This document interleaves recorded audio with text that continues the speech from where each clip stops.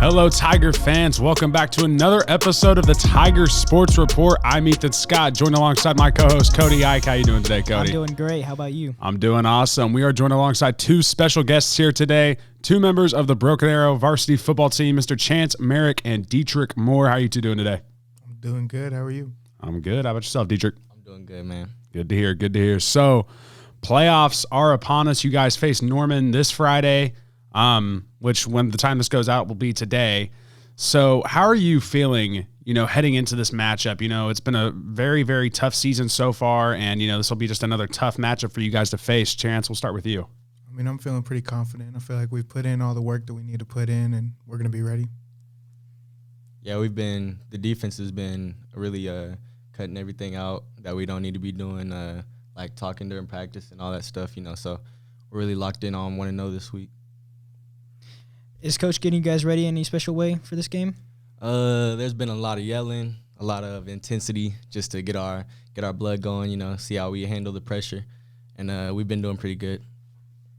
Yeah, I mean, kind of like Dietrich said, the intensity is just,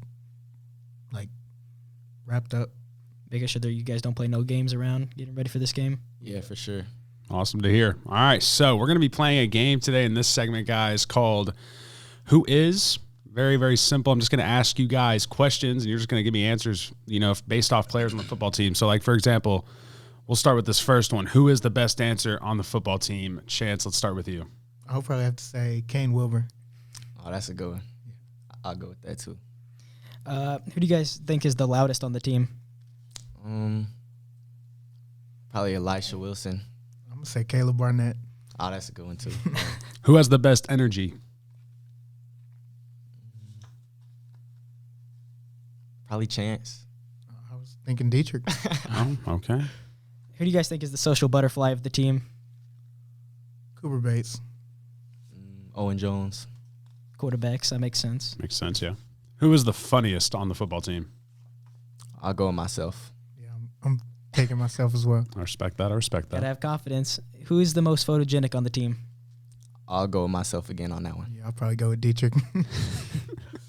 Who is the best singer on the team?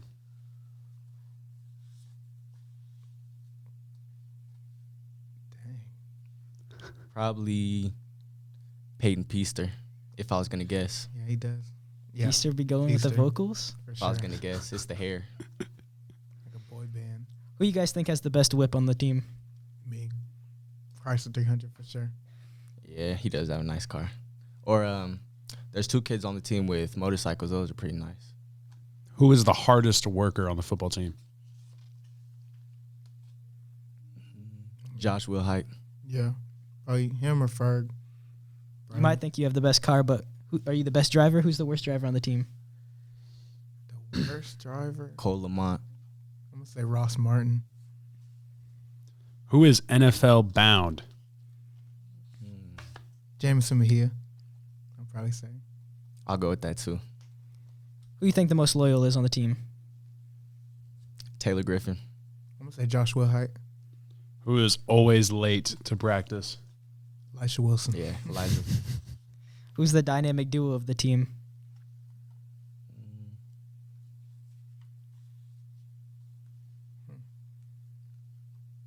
I'm going to say Nate Jones and Coach Davis. That's a good one. I'll say something from the defense. I'll go with myself and Austin Newell. That's a good one. Who is the smartest on the football team? James Miller. Yeah, Miller's really smart. All right, this is my last one. Who got the best smile on the team? I got the best smile on the team. Chance Merrick. I got the dimples. This one right here is my last as well. Who has the best hair on the football team?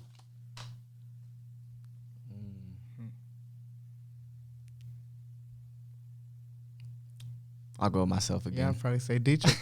All righty. Well, guys, thank you so much for joining us here on this first segment of the Tiger Sports Report here for this episode. When me and Cody get back, we'll be joined alongside Ethan Walker and Noah Manis to talk some NFL football. So, yeah, we'll see you guys after this. Right now, get $200 from TTCU Federal Credit Union when you open a new checking account with direct deposit. What would you buy with $200? Cars, race cars, my own apartment, 100 coloring books, and a puppy. Or maybe some groceries and a tank of gas.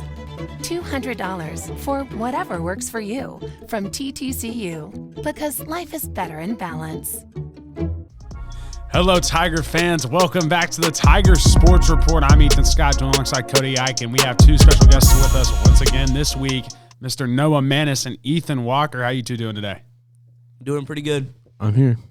Good to hear. Good to hear. So, NFL Week 9 wrapping up. We had some pretty big games. Noah, let's start with you. Buffalo, New York. Buffalo Bills taking on the New York Jets. The Jets end up getting the win. Sauce Gardner puts up an absolute amazing performance at cornerback.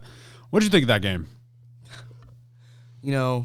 I've been going on this whole rant of Josh Allen, becoming MVP and stuff. And that game, I just don't think he did it for me. No. Just not it. I was on a whole rant, but no. Just one game. It's just one game. Josh Allen's still him. It's one game, but he played really bad that one game. He fumbled twice, 2 interceptions, no passing touchdowns, 2 rushing touchdowns, hurt himself in the process, and lost to the Jets. Not a beautiful game. Jets are they're them this year. No, they're not. No. They're not good. Despite their record, they're not good. It's kind of like Geno Smith. He's doing good, but he's not good. Here's my thing with the Jets. The Jets are looking pretty good this season. Now they're 6-3 on the year, right? After that win, yes, they'll find a way to tank. It's New York Jets culture. They haven't been good since the 60s. I mean, they weren't good since Joe Namath. Caps. They weren't good since Joe Namath, and you look at Joe Namath now, the guy's in his 70s doing retiree USDA commercials. What about the Giants, though? You think the Giants are them? No. Daniel Jones will find a way to mess that up, too. Saquon's the only good player on that team. Actually, they have the tackle's pretty good, too. Yeah. And then, this week, let's also focus on, Tampa Bay and L.A. That was a huge game right there. The Tampa Bay Buccaneers, with literally 30 seconds, end up scoring the game-winning touchdown off of the Tom Brady pass to their new tight end. They called him Baby Gronk afterward, which was really funny to me. But, yeah, he scored that touchdown with about 12 seconds left in the game, and that is the third, touch. I can't really explain it. That's the third shortest amount of time Tom Brady has had to score a touchdown in his career. So, just what did you think of that game? Because now Tampa Bay goes into first place in their division at 4-5, which is very, very surprising for that division.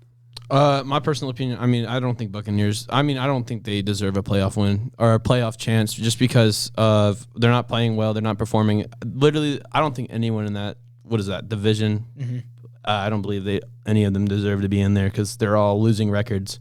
But, with NFL playoffs, as of right now, if they started today, it'd be the Buccaneers, but they're not going to win anything else. Yeah, I didn't really pay too much attention to that game, but yeah, Bucks just not playing as good as they usually do back in the last 2 years. So, yeah. The Bucks and the Rams are both two powerhouses going into the game. Both of them have been pretty disappointing so far. Tom Brady had 50 seconds to get down the field, and he left 10 seconds on the clock when it was all said and done after he scored. So I think it was a really good game-winning drive. He got his 100,000th passing yard that game. But it was a pretty low-scoring, disappointing game from those two powerhouses. I think the Buccaneers, they just continue to do what they did last game. I think, in my opinion, Ethan and Noah, you guys are kind of wrong. I think the Buccaneers will probably finish this season at worst 10-7, and I think they'll make the playoffs, and they'll probably honestly make the Super Bowl. Tom Brady's on a revenge tour, especially after his wife divorced him. I'm not trying to make jokes here, but that's just the truth. That guy's going to be – that guy's on a villain arc now, and he's going to be dangerous. Tom Brady, when he's on, is on. There's nothing like it. It is possible, but the way it's looking, the Bucs might have to play the Eagles, and that's not going to be a good matchup for the Bucs at the end of the day because the Eagles are looking really good this year. That's true. But the Packers aren't. Packers are trash. Where did they come from? Yeah, Packers just not doing too hot this year for sure. Aaron Rodgers looking like me out there. Let's just say that. Ethan, with a new week though, week 10 coming up, what are some fantasy football tips and tricks that you would suggest this week? I mean, I feel like throughout the season, I mean, especially after last week against Miami, I think Justin Field could be an eye on. I mean, definitely pay attention to him. He did really good. I think he broke Michael Vick's record for a single rushing for a quarterback, I think, in the first game. In the game. I'm not sure. It was one of Michael Vick's record. What about you, Noe? I know you had some fantasy earlier you were talking to me about. I got Joshua Palmer up on there, with Mike Williams and Keenan Allen out. I think he'd be pretty good for, these next few weeks. He did really good last week, and I don't see him slowing down that much. Also, I got Jeff Wilson up on there. Raheem Mostert been kind of slowing down a little bit. I could see Jeff Wilson having a bigger role like he did last week.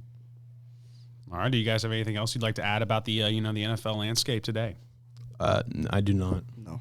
All righty. Well, then that's going to end the NFL segment here. When we get back, fans, we will be joined alongside Bianca Reeder and Bray Woodall for the NBA. So, yeah, when we get back, some National Basketball Association talk. After this, more Tiger Sports Report. Recently, you've had to put your life on hold, and we're with you in this. At Ascension St. John, we're now open for appointments, and we are fully prepared for your safety and our care. As we open our doors again, our doctors, nurses, and care teams will continue to wear personal protective equipment. We've taken even more steps to clean and stringently disinfect all areas. We will maintain distancing in our waiting rooms, and will continue to limit visitors. And we will still screen all staff to protect their health and yours. Our emergency rooms are here 24/7. Please do not delay care. We're still delivering babies and performing surgeries. And we're open for your appointments, from specialists and surgical care to routine care and health screenings. Ask us about virtual visits. Ascension St. John continues to care for you, as we have been for almost a century. Thank you for trusting us. Welcome back to Tiger Sports Report. I'm Bianca Reeder, and I'm going to be asking Braden, Cody, and Ethan some questions about NBA. All right, boys. So, since basketball is just starting up, who is your MVP? Start with you on this one, Brea. I got to think about this. All right, I think the MVP is obviously Luka. He hasn't scored under 30 points yet this season, and he's leading the Mavericks to a very good record with Christian Wood coming off the bench. So he's running with that, not so good starting five. So he's just, he's been doing pretty good. All righty, Cody. I have three that are in contention, and that's Giannis, Luka, and Jason Tatum as a more of a sleeper one behind those two. Giannis, he's projected to win the most games. His team is really good. He's really good. No one can really stop him. I saw him do a Euro step from the free throw line, and there was a grown man under the rim, and he just ignored him completely. So, in my opinion, Giannis is the first for me. Alrighty, Ethan.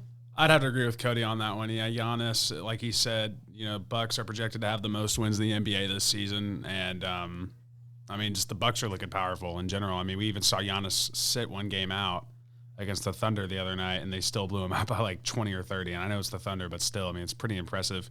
And also, actually, no, I'll talk about that in a little bit. Yeah, Giannis Antetokounmpo for sure is MVP favorite for me. In front of Luka. I think Luka also has a chance, like Bray was saying, scoring no less than 30 points a game. The guy's putting up 2K numbers on rookie diff. So I think one of those two for sure. Alrighty, now going into the season, who is y'all's rookie player of the year? Let's start with Ethan this time. Mine will have to be Mr. Paolo Banchero out of the Orlando Magic, the number 1 overall draft pick of the NBA draft. And the guy is just a star. He's putting up crazy numbers, doing what he needs to do there in Orlando. Now, Orlando being Orlando, it's going to be a struggling team, but, he's finding his way to, make sure that he can at least get his name out there, make sure he can do what he needs to do to even possibly bring this team back to, its 2009 form. And, he definitely wants to see some change in Orlando, and he's playing like it for sure. I think he'll win Rookie of the Year. Alrighty, Cody. I'd have to agree with Ethan on this one because there's really no other rookies that's been stepping out. Chet getting hurt, and I guess Benedict has been better than we thought he was going to be for the Pacers, but I would have to give it to Paolo too. He's playing really good. I think he's averaging 18. I couldn't tell you his rebounds and assists, but he's averaging 18, playing for the Magic, doing pretty good. He's getting into beef. He's not scared to be chippy with other players, seeing that early beef with DeJounte Murray in the preseason, so I'd probably have to give it to him. Looks like I agree with both of you guys. I think Paolo's going to be Rookie of the Year. Before the season started, I had Chet before he got hurt, but since, Paolo's the main guy on the Magic, so I just have him, carrying that team to maybe a play-in spot. And that man Chet got hit sticked like it was Madden by LeBron James and has not been the same since. I hope the best for him, obviously, heading into next season, though. Now let's talk some defense. So who are y'all favorite defenses players? I have Rudy Gobert for the Timberwolves. I think he's going to show out and show the Jazz why they shouldn't have traded him. Although they got 5 first-round picks for him, he's still the best center they've had in the last 20 years. So I think he's the front runner for it. I don't see anybody else that's competing with him other than Marcus Smart, the reigning defensive player of the year. But I don't see anybody else competing with him. So I think going into every year, Rudy Gobert's the first guy everybody looks at after him winning 3 of them. But honestly, I think it's going to go to Mikal Bridges. I think he should have won it last year, and I think he has a reason to win it this year. He's just he's the glue guy to the Suns. He's Mr. Go-Go Gadget, those arms. His wingspan's huge. He can guard really any perimeter player. I mean, we've seen him guard the best of the best on the perimeter. So I'd probably have to go with him. I'm going to have to say Mikal Bridges myself. Yeah, he should have won it last year. Dude's a defensive beast. And Bray, it's no way in the world are the Jazz regretting trading Rudy Gobert whatsoever, and they're not going to be shown what's going on. They're 9-3, and they currently are one of the best teams in the NBA. Jordan Clarkson's putting up numbers like crazy. The Jazz are looking very strong. But, yeah, Rudy Gobert, in my opinion, is not going to win it. I think, like Cody said, Mikal Bridges, for sure, that guy is a beast. And, yeah, go-go gadget, perfect term to explain it. Well, thank you guys for that. That is all the questions I have for you guys. Well, good deal. Fans, when we get back, me and Cody will be joined alongside Cherish Booth for me and Cody's favorite segment of the show, the college football debate. So, yeah, Tiger Sports Report after this.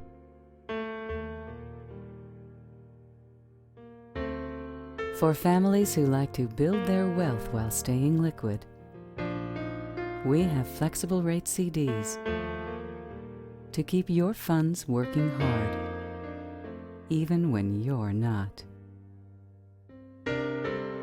First National Bank of Broken Arrow. The right balance. Hey everyone, welcome back to the Tiger Sports Report. I'm Cherish Booth alongside Cody Ike and Ethan Scott. Let's talk some college football. So Ethan, what are your thoughts on the college football playoff rankings? It's looking pretty good so far. I'm surprised, honestly, that Tennessee only dropped to number 5 after losing to Georgia this week. And, TCU, got to give credit to them. They killed my Cowboys in overtime, and now they're number 4 in the country. And TCU, I think they'll end up dropping something. They're not a playoff team. I mean, prove me wrong. I'd love to see that. But, I mean, they'll drop something. I think Tennessee ends up finding their way back into it, and still, even after Tennessee lost to Georgia in the game this week, I think Tennessee will probably win the national championship. They're my favorites for sure. Cody?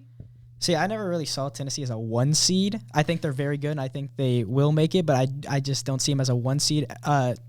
TCU is, I think they're being really impressive. They're undefeated so far. And, I mean, they're beating these teams that we all thought were going to be good, and they're really proven to themselves why they should have a chance at least. TCU's quarterback, Dugan, I think that guy definitely needs to be a Heisman contender. That guy's going off. He's been putting up crazy numbers for TCU. And, I mean, for example, I saw a really good adversity in their last game against Texas Tech. I mean, they were only down, or they were only up by 7 or 10 or something like that, and Max Dugan proceeded to make that 10-point lead into a 25-point lead within only 6 minutes in the third quarter. The guy has a laser. He can throw the ball anywhere he pleases. That guy's accuracy is amazing, and his speed's also amazing. And yeah, TCU is a very, very strong team, but I think, pressure gets to them along the road. They'll probably lose in the Big 12 championship team and the Big 12 championship game, because I bet a team will want that more than them. But TCU definitely really impressing me. And also, Tennessee only dropping down to number 5 is just really good for them. Now, Cody, what's your opinions on the Bama and LSU game? So I like LSU a lot. I have a lot of LSU friends who support them. So I know about LSU, and I heard the things they've done. Obviously, they're not what they once were with Joe Burrow in them. But going into this game, I wanted LSU to win, and I thought LSU had a good chance of winning, and they did, seeing the outcome. So I loved watching the game. The game was really fun. I think LSU has proved that they could do a little something against these better teams than them. Yeah, LSU is looking like a very strong team. Personally, though, last week when they did get ranked to number 10, I thought that was a little high, because I don't even think they were ranked beforehand. I think they literally jumped from the unranking positioning to straight up number 10. Correct me if I'm wrong. I'm not too sure, but LSU still a very strong team, 2 losses, and they're now top 10 in the country, especially after that Alabama win. They went from number 10 to, I think, number 8. I'm not completely sure yet.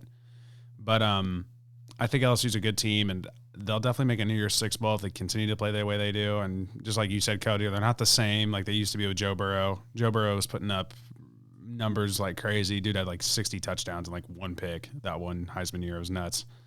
But yeah, LSU's a very, very strong team, and that game against Alabama just proved it. I mean, especially Brian Kelly, the guy has guts of steel going for it to win the game for a 2-point conversion. I mean, that was just nuts. I've never seen something like that before in my life. And yeah, the Death Valley was rocking that night for sure, and they're going to be rocking until this week when they play their next team. I'm not actually too sure they play. But yeah. So, final question. Cody, was the outcome of the Tennessee versus Georgia game what you expected? Like I said at the beginning, I'm not a big Tennessee guy, so kinda because of the way I like Georgia a lot. I always have kind of like Georgia, the Bulldogs. I mean, I've always you giving me that look, but I always like Georgia. They're always up there. Obviously, them and Bama, they're always like expected to do really good every year. But I really like Georgia going into the game. So honestly, yeah, that is what I expected. It's newfound success for Georgia for sure. Early 2010s, they weren't the greatest team. They're always in the top 25, but I mean, it's never really been a huge hardcore SEC powerhouse. I mean, as of recent, they have definitely become like what they used to be back in the 80s, you know, just a crazy SEC team that literally proved what SEC football was about. And I mean, Georgia being Georgia, they're going to do that. It's one of the greatest college football schools in the history of college football. But them playing Tennessee, did I expect Tennessee to lose the way they did? No. I expected that game to be closer than it was, actually, because Hendon Hooker was a Heisman contender, and I think he still has potential to be.